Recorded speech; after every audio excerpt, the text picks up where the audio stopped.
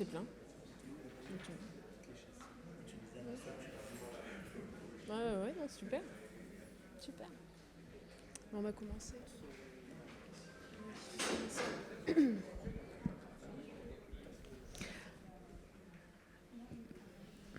Allez, c'est parti. Bonjour à tous. Bonjour, bienvenue.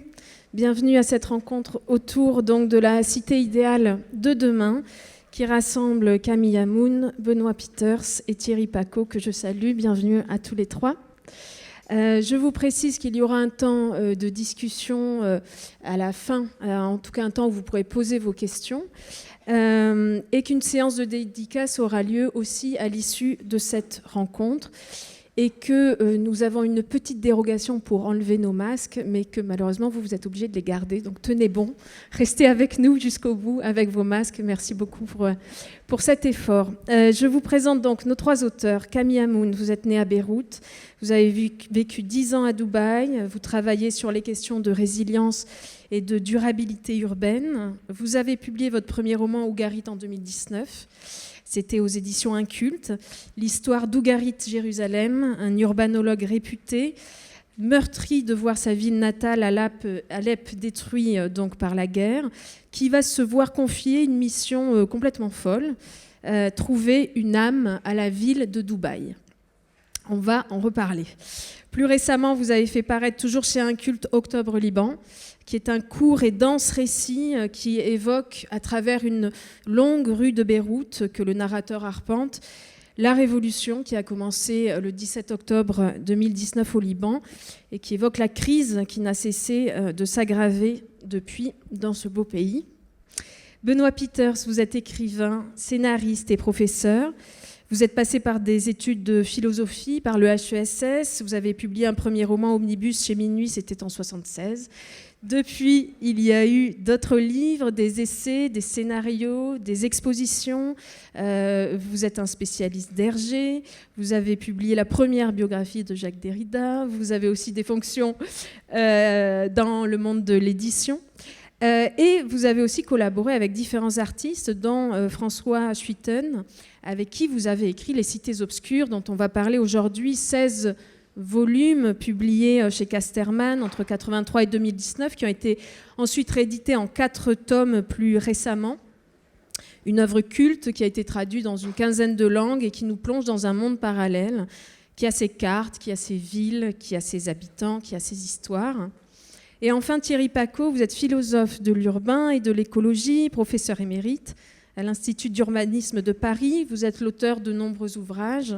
Vous contribuez par vos travaux au débat sur l'urbanisation, qui va être notre sujet aujourd'hui. Aux éditions Terre urbaine, vous dirigez la collection L'Esprit des villes, qui publie des essais qui offrent une approche sensible des territorialités et des temporalités de tout et rien.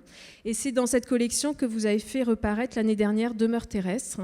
C'est une réflexion entamée il y a quelque temps maintenant, cette demeure terrestre, on va en parler, et vous consacrez ce livre à cette notion qui est l'habité.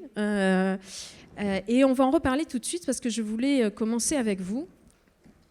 Demeure terrestre a une longue histoire. Ça a été d'abord le sujet de votre habilitation à diriger des recherches. Et c'est une réflexion qui a connu plusieurs publications. Et celle-ci est la 4e, si je ne me trompe, mais c'est une publication où vous avez repensé votre réflexion, où vous avez réactualisé votre réflexion. Et vous dites que c'est en réponse à l'esprit du temps. Vous dites que cette notion d'habiter est un objet de recherche qui est de plus en plus travaillé, et par plusieurs disciplines aussi. Et je voulais qu'on revienne d'abord sur les raisons qui vous ont poussé à rééditer cette réflexion-là. Et pourquoi votre réflexion sur la ville se cristallise sur cette notion de l'habiter que vous définissez, je vous cite, comme une disposition à être présent au monde et à autrui en un lieu singulier. Voilà, un lieu qui accorde l'être de l'humain à son monde. Donc, est-ce que vous pouvez revenir sur ces deux choses-là, la réédition et puis déjà un peu cette notion qu'on voit de quoi on parle? Bonjour à toutes et à tous. Oui, là on commence fort, hein, Ah oui. si je puis dire, parce que c'est une notion magnifique. Et effectivement, je l'avais traité dans mon HDR, comme on dit, à titre universitaire, parce que j'avais constaté que deux philosophes qui m'intéressaient beaucoup étaient en opposition totale sur la manière de définir l'habité. Il y avait d'un côté Heidegger, avec tout le pataquès, et pas seulement le pataquès qu'il y a autour de lui, enfin toutes les discussions passionnantes et délicates en même temps. Et puis il y avait Gaston Bachelard, quoi, qui est un vieux copain. Et là, les deux n'avaient pas la même appréhension du mot habiter. Et moi, j'ai simplement essayé d'enquêter pour voir comment en France, les psychologues d'abord, les géographes ensuite, les architectes après, se sont emparés de ce terme en changeant complètement le contenu. Bon, je précise par ailleurs que je suis lexicographe pour le Larousse illustré, donc j'adore traquer les mots, les voir comment ils voyagent d'un pays à l'autre, sans papier généralement, et puis comment ils sont reçus ou pas, et bien, etc. Bon. Et donc là, j'ai fait la réception du verbe habiter en français. Et puis, quelques années plus tard, lorsque j'ai décidé d'en faire un livre, je me suis aperçu que je n'avais pas très bien compris cette chose. Et à l'époque, j'étais éditeur à La Découverte, anciennement Maspero, et j'ai rencontré des gens comme Jacques Le Goff, François, Étienne Balibar, je veux dire, des gens comme Vidal-Naquet, enfin oui, des gens comme ça, Gérard Altab, etc. Des gens savants d'une très grande humilité. Et c'est là où j'ai compris qu'il ne fallait pas hésiter à dire qu'on s'était trompé, ou bien qu'on n'avait pas été au bout des choses. Et donc, dans ce livre-là, je reviens sur ma première réflexion en disant qu'il fallait approfondir ce que habiter signifiait et qu'il y avait une dimension existentielle qui était fondamentale. Ensuite, j'ai fait d'autres conférences où là, j'expliquais, en avançant en moi-même, que finalement, habiter, on ne pouvait pas en vouloir à l'architecte, à l'urbaniste, à l'urbanologue. Ils y étaient pour rien. Et ça, c'est un homme que j'adore, qui s'appelle Ivan Illich, qui me l'a fait comprendre. Il se trouve que j'étais son éditeur et son ami. Enfin, pour moi, c'est une chance inouïe, parce que c'est un autre sujet, donc je pourrais parler des heures d'Ivan Illich. Et donc, je termine une biographie intellectuelle de lui qui sortira pour les 20 ans de sa mort à La Découverte en novembre 2022. Et là, lui, il a, dans L'Art d'habiter, un très beau, tout petit texte, il explique que habiter est une affaire personnelle, que personne ne peut intervenir pour ça, et qu'habiter, je cite de mémoire, c'est laisser des traces de son parcours terrestre dans des lieux. Donc c'est là où je lance la notion de topophilie, l'amitié des lieux, et je pense que nous sommes tous amis des lieux, mais il y a des lieux qui sont ennemis, des lieux qui ne nous aiment pas. Donc il y a aussi une topophobie. Et du coup, c'était il y a déjà une dizaine d'années, je faisais faire à tous mes étudiants la même chose, et je vous invite à le faire, et vous pouvez me l'envoyer, je le lirai avec plaisir, une autobiographie environnementale. Racontez-moi ce que les lieux ont fait de vous, ce que vous êtes. Et c'est un exercice passionnant. Et Camille le fait, ça, dans son roman. Alors, habiter, je conclus là-dessus, parce qu'on ne va pas s'éterniser là-dessus, pour moi maintenant, et ça c'est après Calais, la jungle, après des tas d'autres enquêtes avec mes étudiants, pour moi habiter maintenant, c'est habiter sa langue. Je suis fondamentalement convaincu qu'on habite avant tout ça. Alors là, je reviens à Heidegger, bien sûr, parce qu'il a eu cette formule assez curieuse et très difficile que j'ai enseignée des années sans trop, à dire vrai, savoir ce qu'elle voulait dire, lorsqu'il expliquait que la langue est l'habitat de l'être. Et un ami italien qui jouait sur les mots a fait comme s'il n'avait pas compris ma formulation en français de cette thèse de Heidegger, hein. La langue est l'habitat de l'être. Et lui dit, ah oui, la langue, c'est l'habitat des lettres. Et en même temps, c'est vrai, c'est les deux. Et si, pourquoi je dis ça, c'est si on ne peut pas habiter la langue avec laquelle on désigne nos sentiments, notre rapport au lieu, notre rapport aux gens, notre manière d'être au monde, alors on ne peut pas rendre intelligible ce monde. Et on ne peut pas cosmosiser. On va revenir sur à la fois la dimension existentielle et sur la langue. Vous avez attrapé presque toutes mes questions du coup dans votre première réponse, mais on va y revenir plus en détail. Mais je voudrais continuer cette discussion avec Benoît et puis ensuite avec Camille. Benoît, vous aussi, vous avez finalement, avec la publication des 4 tomes, ressaisi un immense travail fait avec François Schuiten. Dans le guide des cités qui ouvre le premier tome, les cités obscures sont présentées comme le reflet décalé de la Terre.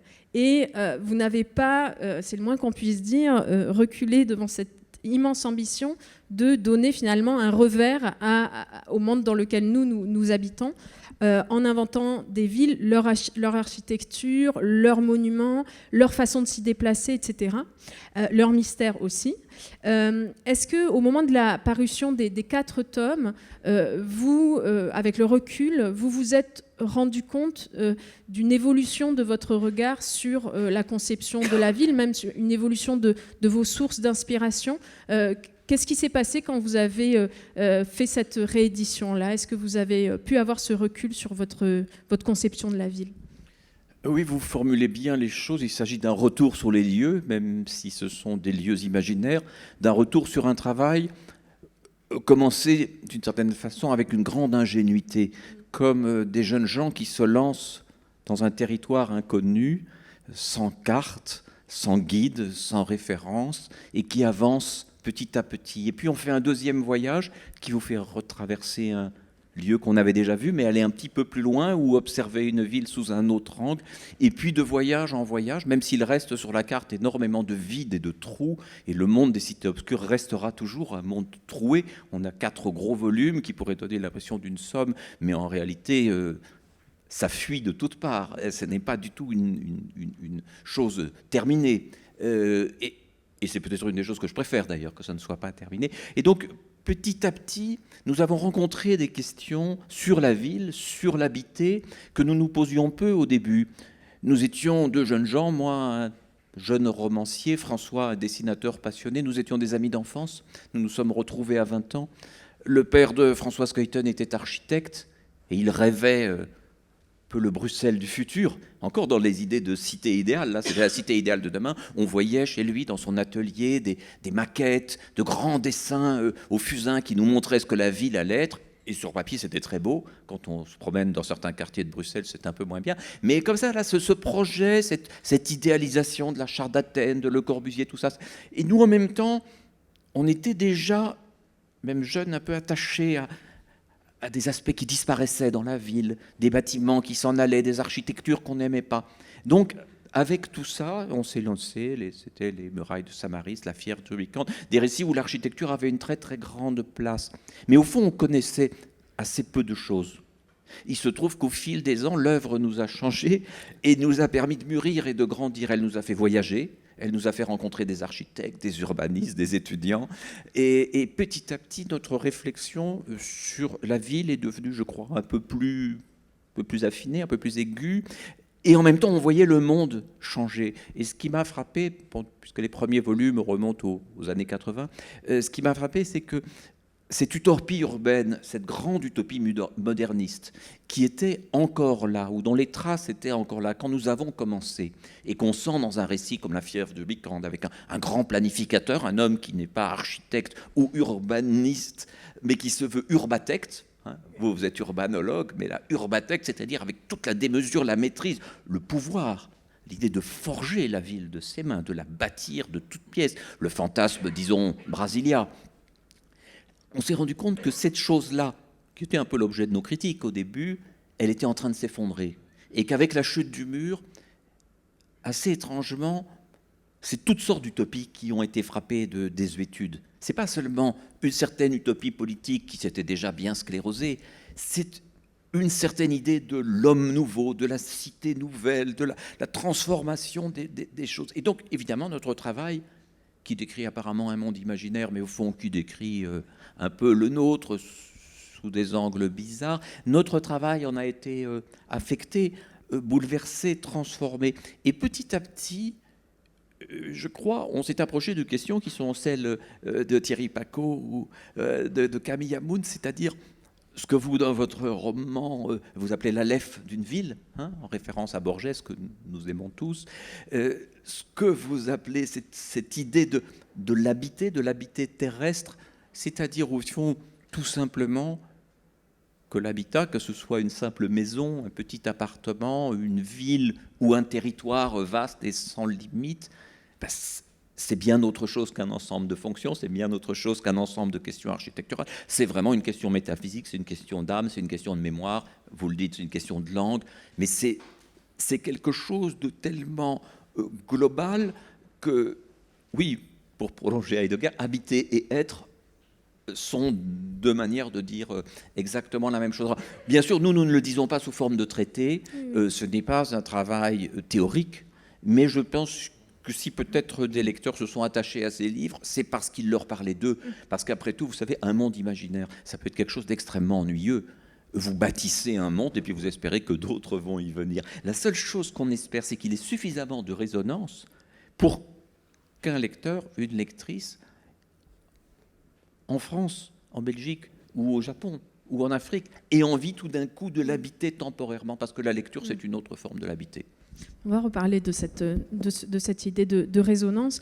Mais Camille, je vais maintenant vous interroger, surtout que vos deux voisins ont déjà parlé de vos livres. On va reparler de la mission qui est confiée quand même à Ougarit, cette mission qu'il envoie à Dubaï et qui bouleverse sa vie à deux endroits finalement, parce qu'il retourne au Moyen-Orient, ce Moyen-Orient dans lequel il n'est jamais revenu depuis sa jeunesse. Et cette ville d'Alep, donc, qui est si différente de Dubaï et qu'il a quittée. Et puis il y a autre chose qui le bouleverse, c'est que cette mission-là, trouver une âme à Dubaï, réveille un vieux rêve d'urbanologue, justement. Un rêve qu'il a essayé de réaliser déjà à Paris avec le projet Joyce, c'est-à-dire trouver un algorithme qui permette de numériser une ville dans sa totalité spatio-temporelle et socio-historique. Et cette espèce de rêve d'omniscience finalement par rapport à la ville, elle a en effet comme mythe fondateur l'Aleph que tous les lecteurs de Borges reconnaîtront. Alors est-ce que vous pouvez nous raconter déjà ce qu'est un urbanologue ? Tout le monde ne le sait pas. Et puis, peut-être, quels sont les enjeux de cette mission d'Ougarit et ce qui nous permettrait quand même de parler de Dubaï, de peut-être une sorte d'utopie urbaine qui est placée là-bas. Merci Elodie pour cette question longue. Alors déjà, Ougarit est donc arrosé d'une lecture des cités obscures, puisque c'est un personnage qui arrive dans une ville pour y résoudre un problème. Vous avez parlé des murailles de Samaris, mais on retrouve ça ailleurs aussi. Quelqu'un qui arrive dans une ville et pour y résoudre un problème. On retrouve ça aussi beaucoup chez Italo Calvino sans l'aspect problème. Quelqu'un qui arrive dans une ville et qui la découvre, qui la décrit, qui l'écrit. Et donc, Ougarit est appelé, urbanologue, est appelé par le gouvernement de la ville pour résoudre un problème qu'a Dubaï, ou le problème majeur de Dubaï, c'est qu'on lui expose ce problème en ces termes. On a juxtaposé des objets urbains, des immeubles, des routes, des gens, des entreprises, des universités, des parcs, des jardins, etc. Tous les objets constitutifs d'une ville sont là, les uns à côté des autres, mais ça ne fait pas ville. Il n'y a pas de ville. Et donc, Ougarit, son diagnostic, c'est que la ville n'a pas d'âme urbaine. Et il va commencer à faire cette recherche, cette quête de l'âme urbaine. Il va rencontrer des gens différents, et il va découvrir au fur et à mesure d'aventures romanesques, de rencontres dans la ville de Dubaï, d'habitants de Dubaï, des lectures de la ville qui lui semblent contradictoires, et donc il est perdu. Par exemple, il va se demander si Dubaï est une ville événementielle, une ville de l'hyperprésent, une ville sortie du désert à la faveur de l'arrivée de la découverte du pétrole et des pétrodollars, ou si c'est au contraire une ville éternelle. Donc, c'est difficile d'imaginer Dubaï comme une ville éternelle, comme Rome, par exemple. Et pourtant, Dubaï a toujours été une ville marchande, depuis la perle, les textiles, etc., qui a toujours importé sa main-d'œuvre de l'étranger, du sous-continent indien et d'Afrique d'abord. Aujourd'hui, des financiers, des banquiers londoniens, des publicitaires libanais, etc. Donc, finalement, Dubaï est restée ce qu'elle a toujours été, une ville qui importe sa main-d'œuvre pour rester une ville marchande. Elle s'est juste adaptée au monde d'aujourd'hui. Chose que Venise, par exemple, qui reste une ville magnifique, n'a pas réussi. Aujourd'hui, Venise n'est plus une ville marchande. Aujourd'hui, Venise est un grand parc d'attractions, malgré son esthétique indiscutable. Un autre élément aussi de contradiction que trouve Ugarit, c'est cet urbanisme financiarisé qui va même plus loin que Thierry, ou qui pousse à l'extrême l'urbanisme comme productivisme dont vous parlez et que vous décriez si bien. L'urbanisme financiarisé, c'est faire de l'urbanisme une simple opération financière, presque sans aucune contrepartie physique, ou en tout cas sans s'intéresser à la forme physique que cette opération financière pourrait donner au bâti. Et donc, les finances plutôt que le vivre, l'habiter, la qualité de vie, etc. Et enfin, une troisième dichotomie, c'est deux visions du monde au niveau politique au sein du gouvernement d'Ubayotte qui lui a commissionné cette enquête. C'est la volonté d'avoir une ville de Dubaï ouverte, multiculturelle, à l'image des grandes villes arabes des Abbassides, la Bagdad des Abbassides qui attirait les cultures, les religions, la tolérance, etc. Et une ville arabe, une autre vision de la ville arabe d'aujourd'hui, qui est la ville, le gouvernement autoritaire des dictateurs arabes qu'on voit un peu partout dans le monde arabe aujourd'hui, et dont les révolutions essayent de se débarrasser. Et donc, inutile de vous dire que Ugarit, quand il fait face à ces visions contradictoires, il est perdu dans sa quête de l'âme, mais dans la réalité, elles sont concomitantes, elles existent en même temps. Et juste pour finir, avant de passer, il est alépin, il est d'origine alépine, c'est un urbanologue alépin, donc il vient d'une des villes les plus anciennes du monde, une ville millénaire avec une stratification et une histoire incroyable et riche de toute l'histoire de la ville, en fait, et existe dans les différentes strates d'Alep et d'autres villes du Levant, qui sont toutes, comme Alep d'ailleurs, en train d'être détruites aujourd'hui, que ce soit à cause des guerres ou du capitalisme immobilier. Elles sont en train d'être détruites et il arrive à Dubaï avec une certaine condescendance. Moi, je viens d'une des villes les plus anciennes du monde et je vais lire Dubaï en quelques minutes. Ça va être facile. Et en fait, c'est pas du tout facile et il se heurte à toutes ces problématiques dont on vient de parler. Et on va continuer à en parler. Alors, je rebondis peut-être avec vous, Thierry, sur le terme que vient d'employer Camille, qui est de lire la ville. Et ça, c'est votre pratique à vous. C'est aussi, on en parlera à propos d'Octobre Liban. Dans Demeure terrestre, vous faites valoir le geste philosophique pour saisir la ville, pour comprendre la ville. Explicitement, vous dites même que c'est un détour indispensable si on se penche sur ce sujet-là. Et je voulais revenir sur, justement, qu'est-ce qu'il y a dans ce geste philosophique pour vous qui est indispensable aujourd'hui pour comprendre la ville ? Oui, parce que Camille n'a pas pu tout dire, évidemment, de son très riche roman. L'Alep, où c'est aussi ce qu'on a appelé ailleurs et à d'autres périodes le génie du lieu, c'est-à-dire ou le charme, enfin c'est des notions comme ça qui sont des notions tellement qualitatives et subjectives qu'on a du mal à les définir une fois pour toutes. Et évidemment, ça échappe au marketing urbain, et heureusement. Mais combien d'élus rêvent évidemment en appliquant une recette, de faire de leur ville une destination privilégiée d'un tourisme massifié. Bon, et ça devient un parc à thème comme Venise. Dubaï est une ville encore plus artificielle que les autres villes, j'allais presque dire. Comme vous le savez peut-être, le sable local est impropre à la fabrication du béton. Donc le sable indispensable pour le béton armé, pour ces immenses tours, vient d'Australie. Donc voilà, déjà, on a une espèce d'aberration du capitalisme globalisé, c'est qu'on va supprimer les plages d'Australie. J'y vais fort, évidemment, hein. Il y en a encore des plages. Pour ceux et celles qui veulent aller en Australie, allez-y. Bon, mais on va supprimer les plages d'Australie pour construire ces immenses immeubles dans une ville dont la fête nationale est la fête de la consommation. Donc ce n'est pas un saint patron, une sainte patronne. Non, c'est... Enfin si, mais d'un autre temple qui s'appelle le centre commercial. Et le centre commercial de Dubaï le plus connu, c'est celui qui a une piste de ski. C'est-à-dire qu'il doit être maintenu à moins 2 degrés 365 jours sur 365. Et c'est le même promoteur qui avait vendu la même idée à un groupe franco-chinois pour Europa City. Mais ce même groupe immobilier, et Camille l'a laissé entendre, eh bien, a construit le même centre commercial avec la même piste de ski à 30 km du Caire. Donc vous voyez, on est dans cette espèce d'aberration. Le Caire, d'un pays pauvre, enfin l'Égypte, ô combien riche civilisationnellement, mais tellement pauvre, eh bien voilà, donc on est dans cette espèce d'indécence, et indécence en un seul mot.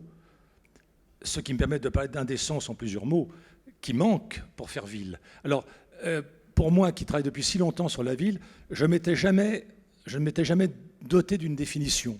Et ce sont des journalistes qui m'ont poussé dans mes derniers retranchements en disant « Ah, vous dites qu'on est dans l'urbain, il n'y a plus de ville, mais il y a quand même la Perpignan, il y a Metz, il y a Nancy, etc.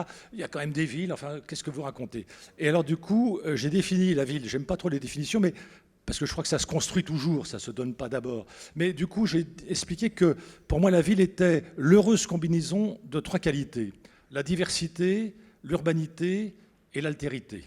Je commencerai par l'urbanité qui n'existe pas en grec ancien. C'est un terme de Cicéron, urbanitas, qui est la maîtrise de la langue. C'est introduit en français par Guez de Balzac au XVIIe siècle. Et donc ce terme urbanité, c'est la maîtrise de la langue. C'est-à-dire que c'est celui qui, du lieu, devient votre guide, votre interprète, votre proxène, comme on dit chez les Grecs anciens, c'est-à-dire celui qui va vous introduire dans la ville, vous donner le mode d'emploi. Donc c'est indispensable que chacun et chacune d'entre nous reçoive l'autre. C'est ce qu'en vieux français on appelle l'accueillance, qui est un terme que j'essaye depuis des décennies de réactiver parce que je le trouve plus riche qu'hospitalité. Donc c'est une accueillance. C'est ça l'urbanité. La diversité, c'est la diversité de tout. La diversité, c'est la qualité fondamentale de tout écosystème. Vous voyez, je fais un clin d'œil à la biodiversité. Bon, eh bien, la diversité dans la ville, c'est l'équivalent de la biodiversité pour les écosystèmes.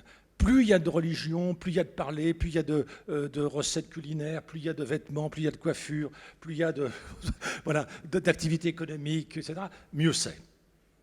Rien n'est plus terrible qu'une ville mono-industrielle, par exemple. Du reste, elle périclite et elle meurt. On voit avec Détroit, mais c'est valable partout. Il y a plus d'une centaine de villes mono-industrielles dans l'ex-Union soviétique. On n'en parle pas parce qu'il y a l'autre abruti au pouvoir. Bon, mais c'est un truc qui est terrible, terrible dans la vie quotidienne des Russes qui n'ont pas pu partir. Ceux qui ont pu partir, ça va, mais ceux qui sont scotchés au lieu parce qu'ils ont une toute petite retraite, etc., c'est une tragédie. Et puis l'altérité. L'altérité en philosophie, c'est la notion la plus difficile. Donc je ne vais pas la définir parce que ça nous entraînerait trop loin. Je dirais simplement que c'est l'inconnaissance irréductible de l'autre. Et que ce n'est pas grave.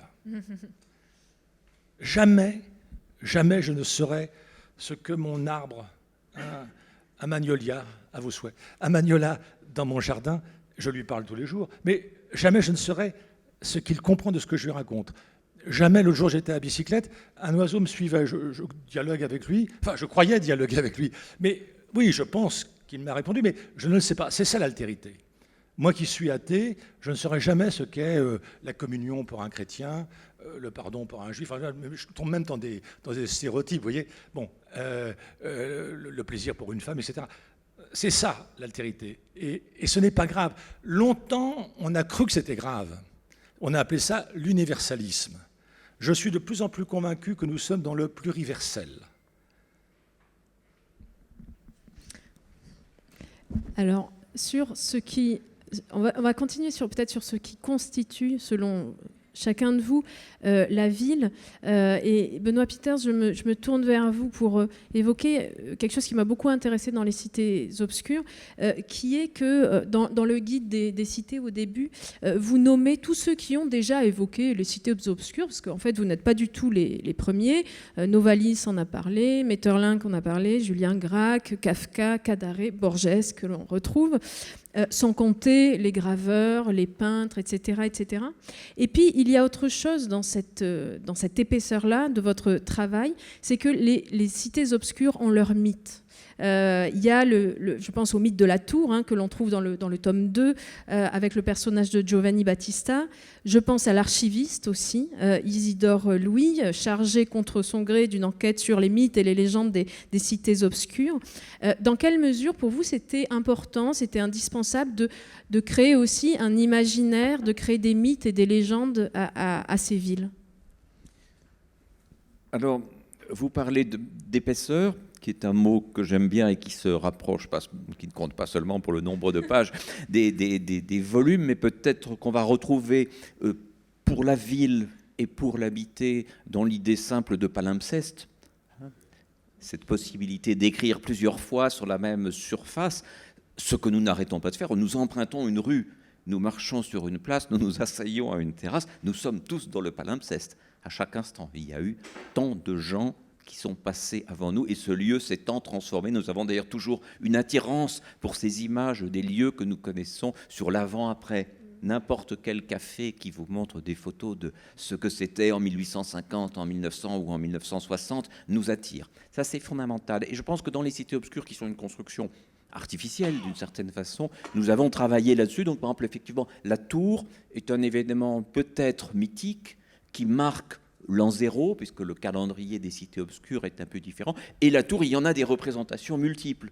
Et quand on est dans la tour, quand Giovanni la traverse, il n'a pas de représentation de la tour. La tour est tellement grande que la seule manière d'accéder à une représentation, c'est de voir des tableaux qui ont une représentation un peu décalée, différente, puisqu'il vit, lui, dans un monde noir et blanc, et que ces tableaux sont en couleur, et qu'il n'a pas les mots pour les dire, pour les décrire, mais juste la fascination.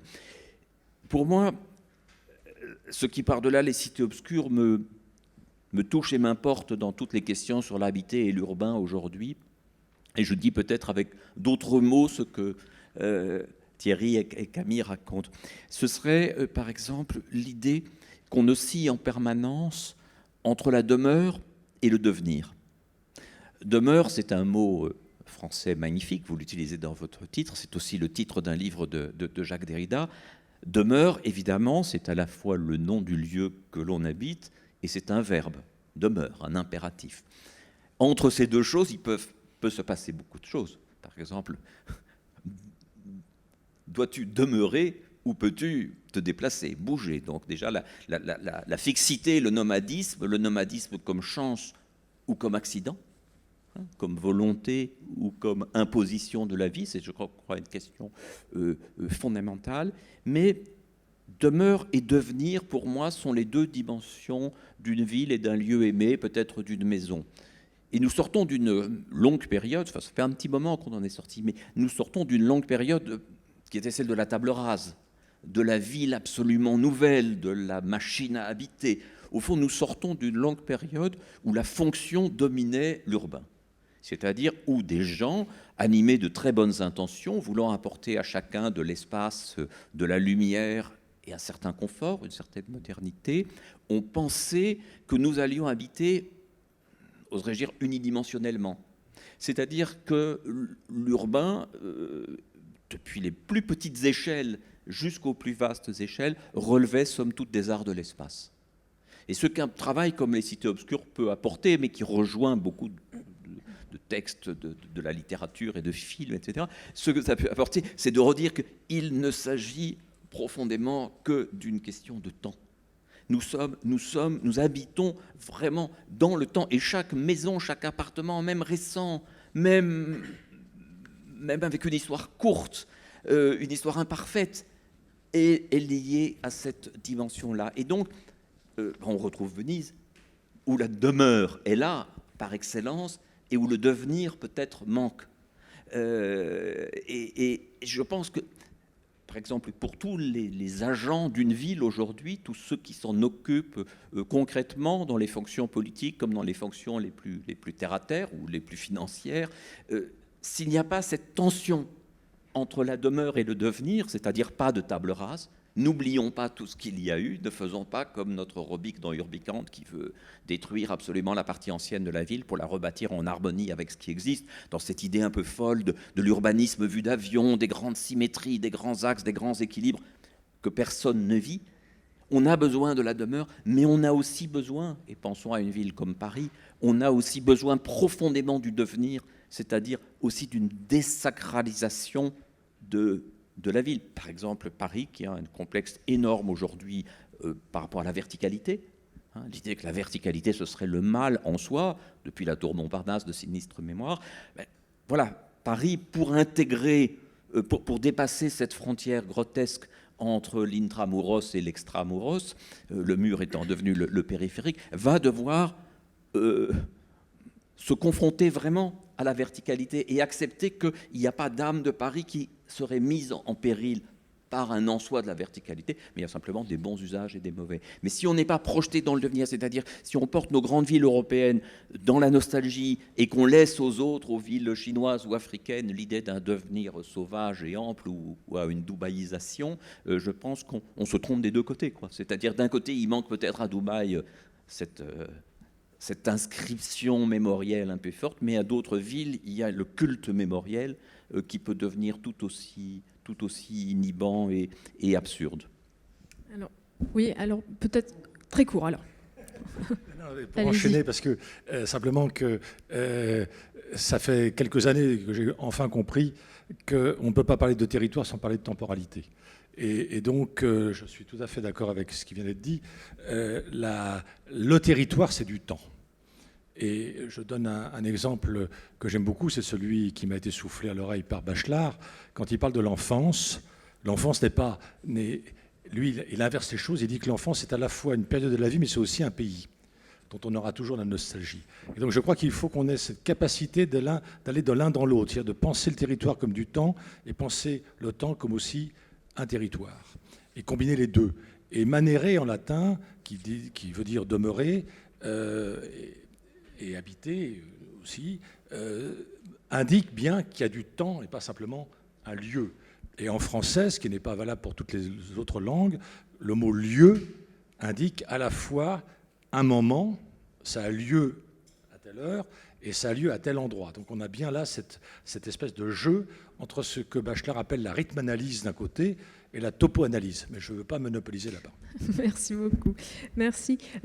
Alors Camille, je rebondis sur cette idée de demeure et de devenir.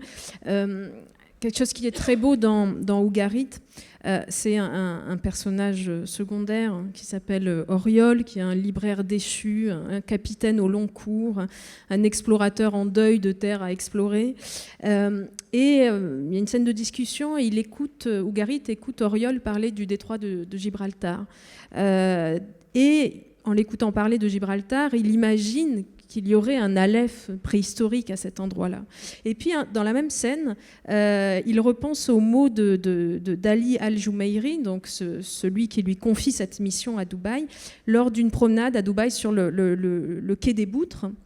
Et il lui dit ceci: « Ces boutres au ventre rond sont les plus vieux bâtiments de cette ville. Si là, vous ne trouvez pas ce que vous cherchez, je ne vois vraiment pas où vous le trouverez. » Et donc, il y a quand même une référence à ce motif du passage, du passager, qui peut être peut-être intéressant quand on parle de la ville, surtout quand même que le premier passager d'Ougarit, le livre, c'est Ougarit, le personnage qui est un exilé. Est-ce que vous pouvez revenir peut-être sur ce motif du passager dans la ville? Oui, alors... Ali Jumeiri, c'est une des lectures justement de Dubaï, et c'est la lecture historiciste, Bagdad, la ville ouverte, etc. Et donc pour lui, évidemment, l'Aleph, il est dans un des plus vieux bâtiments de la ville, qui sont ces boutres en bois qui font encore du cabotage aujourd'hui entre Dubaï et l'Iran pour du commerce licite, mais aussi toutes sortes de trafics, pour contourner les sanctions contre l'Iran. Donc il y a cette idée, Jumeiri se positionne là, dans l'histoire, dans le vieux Dubaï, etc. Pour Auriol, aussi, c'est un libraire, bien sûr, qui a abandonné sa librairie parce qu'il n'arrivait plus à joindre les deux bouts, et qui devient marin au long cours, en fait. Auriol et Ougarit sont des personnages très opposés, mais en même temps, ils se retrouvent au même endroit. Ugarit a un sentiment profond d'extranéité, c'est pour ça qu'il cherche l'Aleph, c'est pour ça qu'il est devenu urbanologue, c'est pour ça qu'il se penche sur la ville, cet objet tellement humain, et il cherche à rentrer dans l'humanité. Auriol, au contraire, est plutôt une sorte d'ermite qui cherche à fuir l'humanité, à fuir la ville, à fuir les gens, à fuir les sentiments, à fuir son humanité en prenant la mer. Les deux échouent. Ugarit n'arrive pas à rentrer dans la ville parce qu'il ne trouve pas d'Aleph. Il en trouve un à la fin du livre, je ne vous dirai pas comment. et Auriol échoue à quitter l'humanité parce que sur son bateau, il tombe amoureux d'une femme imaginaire ou pas. Mais en tout cas, il tombe amoureux, ce sentiment tellement humain. Et donc, il n'arrive pas à quitter son humanité. Et les deux se retrouvent à la lisière de l'humanité. Un qui essaye de rentrer, mais qui est rejeté. L'autre qui essaye de fuir, mais qui est rattrapé. Et c'est comme ça qu'ils ont une amitié très forte, alors qu'ils sont au même endroit, mais qu'ils regardent dans des directions opposées. Et alors peut-être pour arriver au terme aussi d'Ugarit, et puis parce que le temps passe, préciser quand même que finalement...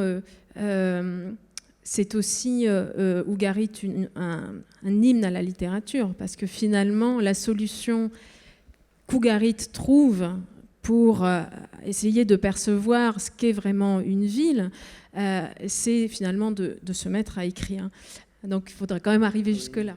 Alors, effectivement, il a travaillé chez Google. Pas vraiment, mais bon. Il a travaillé chez Google pour essayer de trouver un algorithme qui pourrait... Comme Google essaye d'embrasser tout dans sa totalité, et ça, il y a un rapport avec les Ptolémées qui ont voulu embrasser toute la littérature, tout ce qui a jamais été écrit dans la bibliothèque d'Alexandrie et qui a brûlé, donc ça a échoué. De la même manière, Ugarit, quand il travaille chez Google, c'est pour essayer d'embrasser une ville dans sa totalité à travers un algorithme. Et il y a aussi une référence finalement à la littérature à travers James Joyce dont vous parlez tout à l'heure.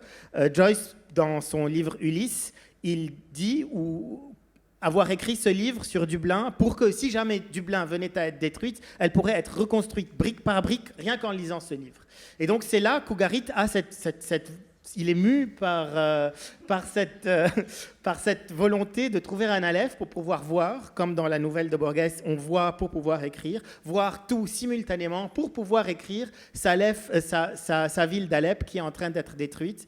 Et finalement, comme James Joyce, il réalise que le seul moyen, le seul algorithme qui est capable d'embrasser une ville dans sa totalité, c'est la littérature, avec tous les métatextes, dont les textes qui ne sont pas écrits par l'auteur, mais qui sont lus par le lecteur, parce que le lecteur extrapole, invente à sa propre lecture. Et donc le seul moyen qu'il trouve pour embrasser la ville dans sa totalité, c'est de l'écrire de 1000 manières, avec des aventures, à travers une écriture romanesque ou à travers une écriture plus scientifique, etc. Et donc c'est le seul moyen pour lui qu'il a trouvé pour écrire. Et l'Aleph, finalement, et il le découvre à la fin du livre, c'est le processus de création littéraire. Donc c'est qu'en écrivant qu'il voit tout simultanément. Alors, je pense que le temps a bien filé. À part si, Benoît, vous voulez rajouter quelque chose, je vous en prie. Quelques mots en prolongement sur ce devenir littéraire, sur cette écriture de la ville. Je parlais tout à l'heure de la fonction, du rêve de la fonction, c'est-à-dire de la ville entièrement dominée par la raison. Et évidemment, j'oppose très simplement à cette fonction la fiction. Et la fiction, c'est celle qui fait advenir une ville, à un moment. C'est celle qui fait ville. C'est-à-dire que quand, par exemple, Romer a commencé à filmer les villes nouvelles, à en faire le cadre de certains de ses films, il leur donnait tout d'un coup quelque chose. Les auteurs de polar l'ont fait beaucoup aussi. Et les villes qui sont désespérément exemptes de fiction, qu'elles soient littéraires, ou cinématographiques ou même photographiques, ces villes qui n'ont pas encore été prises dans une épaisseur de regard qui les transporte dans l'imaginaire, elles sont sèches et difficilement habitables. Et ça me ramène évidemment au thème de notre débat, puisque nous ne l'avons traité que très obliquement, la cité idéale de demain. Et je crois qu'on est tous revenus, enfin on le sent bien, on est tous revenus de cette idée de la cité idéale. Peut-être que le mot même de cité, on ne l'assume plus tout à fait. Et celui d'idéal et celui de demain, voilà. On a envie de déconstruire ces trois entités. Mais cette cité possible que nous arpentons au quotidien, aujourd'hui et demain, elle suppose vraiment d'accueillir les imaginaires. Pas un seul imaginaire, pas un imaginaire fixiste qui nous ramènerait toujours à l'origine de la ville, à son histoire, un imaginaire fait de tous ces croisements, mais au fond, nous ne pouvons pas habiter un territoire ou une maison auquel nous n'accordons pas ces privilèges de la fiction, cette dimension autre qui fait que, là on revient à Bachelard avec la cave et le grenier de la maison, ces deux grands lieux d'imaginaire. Aujourd'hui, nous vivons souvent dans des espaces qui n'ont pas de cave ou de grenier, et dans des villes peut-être qui, dans certaines périphéries, n'ont ni cave ni grenier au sens de la ville elle-même, de son archéologie.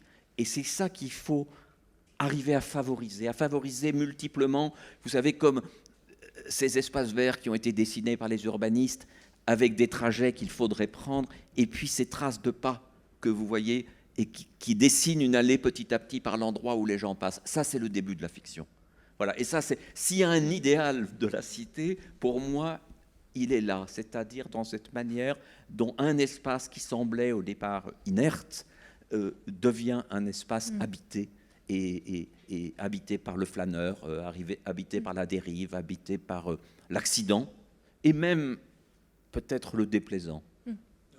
Mais c'est une phrase qui est faite, oui, je vous laisse la parole, c'est une phrase d'Ougarit où on lui dit « il manque un roman à Dubaï ». Voilà, et là, je voudrais juste ajouter 2 points. Le premier, c'est effectivement, il se trouve que j'ai eu la chance de questionner longuement Éric Romer lorsque j'ai fait mon encyclopédie sur la ville au cinéma, parce qu'évidemment, j'étais parti de l'idée que la métropole était contemporaine du cinématographe, 1895, etc. Et donc, je pose à Éric Romer la question, est-ce que vous avez choisi Clermont-Ferrand, Montmartre chez Maud, Nemours, etc. Et il me répond non. Il dit non, c'est dû au hasard. Là, c'était la belle-sœur de l'éclairagiste qui était coiffeuse. Son magasin était libre en août, donc j'ai pu tourner là, etc. Pour les villes nouvelles, c'était une commande de la télévision scolaire, ce qui lui permettait de vivre, tout simplement, puisque ces films ne le nourrissaient pas.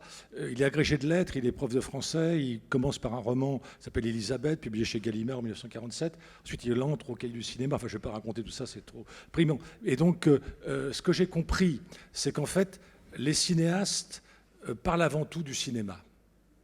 Ils ne font que des citations d'autres films, mais ils peuvent le faire de manière littéraire, d'une certaine manière. Et les villes ne font pas de cinéma. C'est ça le problème. Donc là, il faudrait retélescoper les deux. Et là, je suis tout à fait d'accord sur l'idée qu'il n'y a pas de ville s'il n'y a pas d'imaginaire de cette ville. Et donc, il faut se méfier aussi des imaginaires imposés à une ville. C'est-à-dire que tout d'un coup, il y a des villes qui veulent absolument avoir le même récit que les autres. Le mot récit est un mot magnifique, mais moi qui fréquente un peu quand même les décideurs technocrates, c'est le mot qu'ils ont à la bouche en permanence. Un architecte, star ou pas star, du reste, un élu, une élue disent oui, on va vous payer, enfin, on appelle ça des missions, pour nous trouver un des récits de la ville. Bon, et alors moi je dis c'est surtout pas ça. C'était une autre époque. C'était celle du récit de la modernité. Donc il faut faire très attention à ça. Maintenant, sur la figure du flâneur et du dériveur. Je trouve que j'ai écrit un livre sur la flânerie, un autre sur la dérive des situationnistes. Et du coup, j'interpelle Camille, comme ça je lui donnerai la parole. Je pense que l'urbain diffus dans lequel nous vivons ne permet plus du tout ni la flânerie ni la dérive. Et parce que lorsque le territoire dans sa continuité est cicatrisé, cisaillé par les grandes infrastructures autoroutières ou ferroviaires, le piéton est désemparé.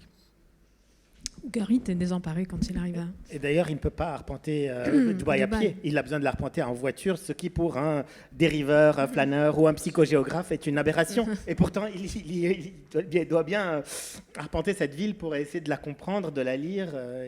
Et c'est compliqué en voiture.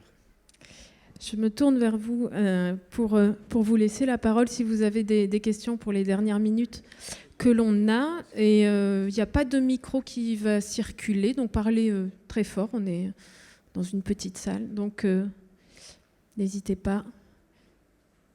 Une question ou une remarque.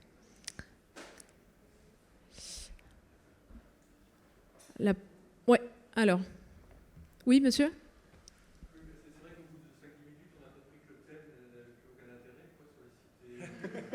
On en a parlé, mais il fallait traverser les livres aussi.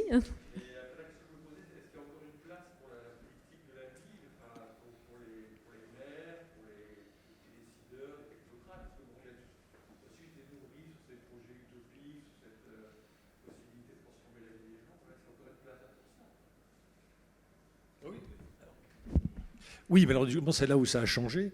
Parce que pour préparer cette rencontre, j'avais regardé comment on avait imaginé les villes idéales en 1960 à l'orée de l'an 2000, c'est-à-dire il y a 21 ans. Ensuite, en 85, il y a eu énormément de travaux à ce moment-là, de prospectives, comme on disait. Et c'est vrai que, en fait, c'était des prospectives qui ne faisaient que prolonger des tendances qu'ils avaient repérées de manière contemporaine. Donc, Paul Delouvrier, qui est à l'origine des 5 villes nouvelles de la région parisienne, par exemple, imaginait qu'en l'an 2000, chacune aurait 1 million d'habitants. Or, c'est Cergy-Pontoise qui est la plus peuplée, et elle peine à arriver à 120 000, 130 000 habitants. Bon, donc, on voit bien que ces rêves prospectivistes ou futurologiques ont échoué. Parce que ce qui advient, c'est jamais ce à quoi on avait pensé. Bon, ça, c'est un point très important. Alors maintenant, au niveau de l'action politique, je crois beaucoup, moi, dans ce qui relèverait de ce que j'ai appelé le biorégionalisme. Je pense que la ville, comme elle n'existe plus, nous sommes maintenant dans des territorialités plus amples, ou plus épais, avec une épaisseur plus riche. Et donc, du coup, on ne peut pas penser Metz tout court. Il faut penser Metz avec l'ensemble de sa biorégion, qui n'est pas sa région. Souvenez-vous, lorsque le gouvernement Hollande a décidé de passer à 13 régions, la veille au soir encore, il ne savait pas si c'était 14 ou 12. Bon, donc on voit bien que c'est absurde, enfin, ça ne correspond strictement à rien.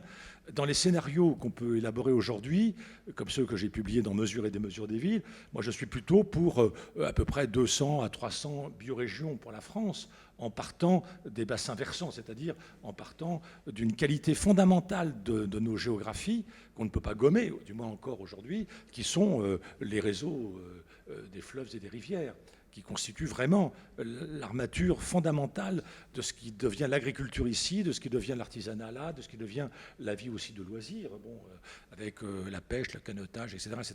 Bon, bref. Et donc, là, on est dans une autre approche, mais on est bloqué, j'allais dire, par une chose fondamentale, c'est qu'on continue à penser le pouvoir politique de la ville par silos verticaux et thématiques.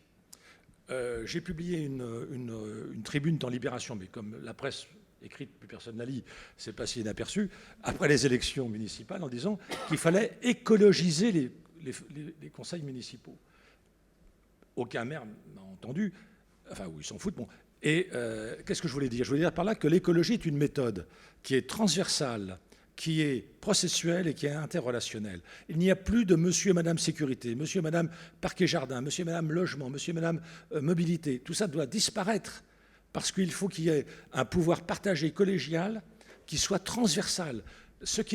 Et là, la Covid nous le démontre remarquablement bien. C'est-à-dire que si on veut une ville du bien-être, ou plutôt du mieux-être, il faut sans cesse qu'on soit dans la transversalité.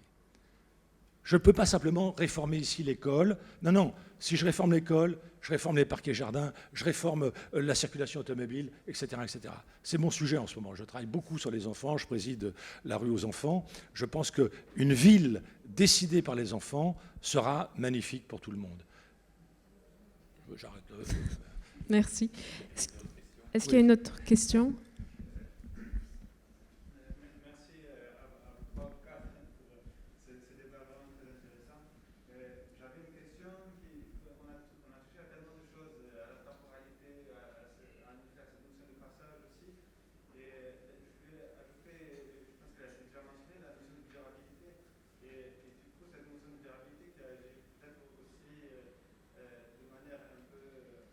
va à l'encontre, on va dire, de la notion d'imaginaire, parce qu'on pense durabilité, on pense à justement faire attention au niveau du climat, au niveau des eaux, au niveau de minimiser la pollution. Et donc, du coup, comment vous vous situez vis-à-vis de cette ville fonction, de cette ville durable, on va dire, et comment on arrive à laisser de la place à l'imaginaire dans un tel contexte, parce qu'en termes de temporalité, qui dit durabilité dit qu'on a tous compris aussi que nos ressources ne sont pas infinies, le temps, mais aussi la nature, etc.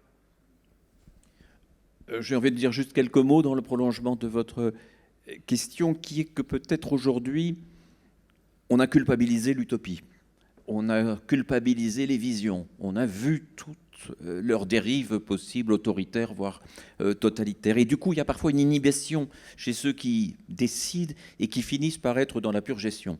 Donc on est dans le temps court, on va améliorer une ligne d'autobus, on va agrandir un jardin, mais comme si se projeter était devenu dangereux, hein, comme si dire la ville dans 10 ans, dans 20 ans, c'était dangereux. Or, je crois que la durabilité, c'est quand même un peu de prospective, mais c'est une prospective qui ne peut plus être, effectivement, comme vous le disiez, verticale, qui ne peut plus être politique au sens strict ou urbanistique au sens strict, qui doit aller chercher un peu partout et s'appuyer énormément sur des réseaux associatifs, sur de la consultation permanente.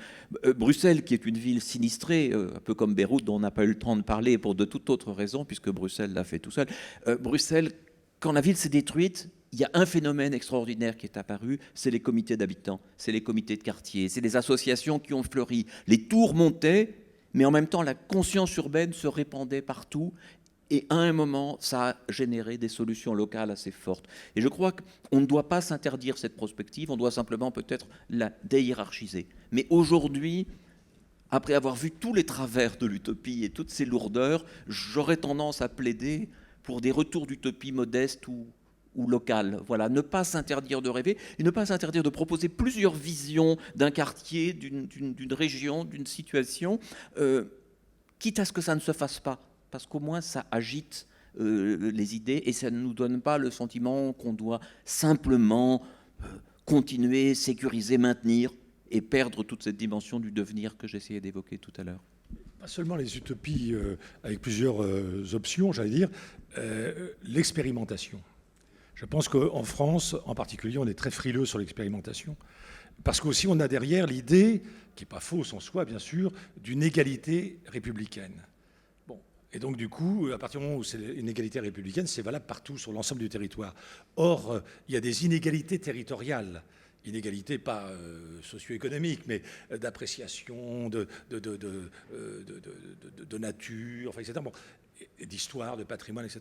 Et donc, je crois qu'il faut qu'on soit beaucoup plus capable d'expérimenter.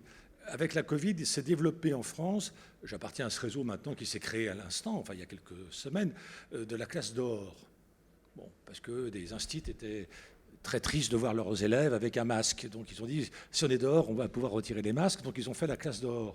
Mais la classe dehors, c'était pas seulement être dehors, c'était aussi découvrir le dehors, explorer le dehors.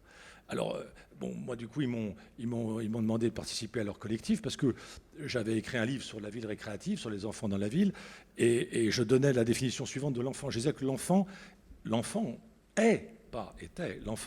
est un chercheur d'or, H-O-R-S, hors de son corps, hors de sa famille, hors de sa classe, etc. Et donc, il faut sans cesse privilégier le jeu et le dehors. Il faut toujours aller voir ailleurs si on s'y trouve. C'est fondamental.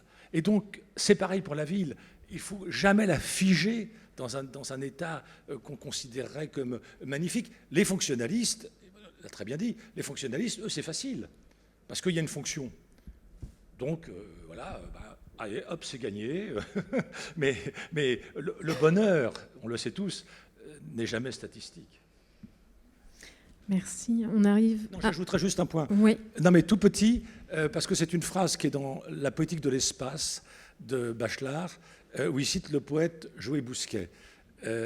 Tu parlais de la cave et le grenier et des étages. C'est l'archétype de la maison natale chez Bachelard. Et Bachelard, qui est malin comme tout, ajoute qu'à côté de cette ascensionnalité possible, parce que l'être humain, il dort couché, mais tous les matins, il se lève. Et n'oubliez pas, le chant révolutionnaire, l'Internationale, c'est debout, les damnés de la terre. Donc on ne vit dans l'émancipation que si on se lève. C'est dans le livre excellent sur Beyrouth. Oui, on n'a pas eu le temps de parler de... Était allongé, oui. Non, juste la dernière phrase. Joël Bousquet dit « Cet homme a sa cave dans son grenier. Il n'a qu'un étage. Et il y a autour de nous, pas ici, rassurez-vous, mais dans notre société, trop de gens qui n'ont qu'un étage. Et si ce sont ceux qui nous dirigent, on est mal barré. » L'heure a tourné, on va être obligé de clore, mais terminons là-dessus. Merci beaucoup à tous les trois. Je précise qu'il y a maintenant une séance de dédicace qui est dehors, juste derrière vous. Merci à tous. Bonne suite de festival.